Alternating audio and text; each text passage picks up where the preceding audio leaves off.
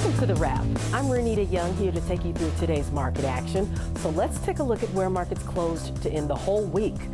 The NASDAQ 100 closed the week down more than 0.5%, while the S&P 500, the Dow, and the small cap Russell 2000 all ended down by less than 0.5%. Now, taking a look at the leading and lagging sectors for the week, utilities closed up more than 2.5% on the week, followed by consumer discretionary.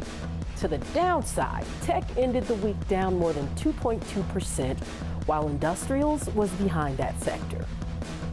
Here are the biggest stories of the week. The big three automakers in Detroit and the UAW failed to reach an agreement on the next contract on Thursday night, so a strike officially kicked off at midnight, sending a limited amount of employees at Ford, GM, and Stellantis to the picket lines. But shares for all three shrugged off the news for much of the week.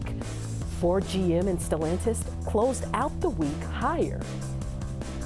So much hype led up to Apple's Wonderlust event, premiering its iPhone 15, but investors had a pretty muted reaction, partially because much of the new product announcements had leaked out long before the event.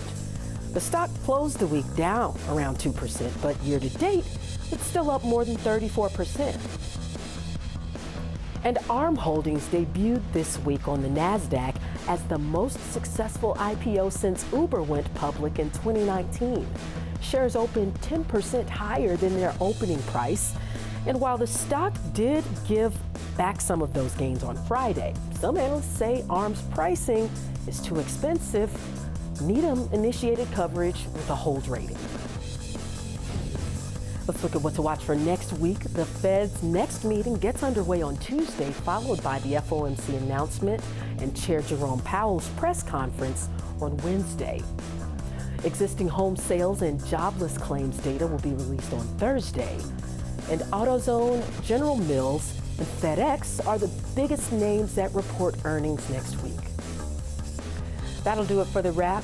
I'm Renita Young, and remember to tune in 24/7 to schwabnetwork.com.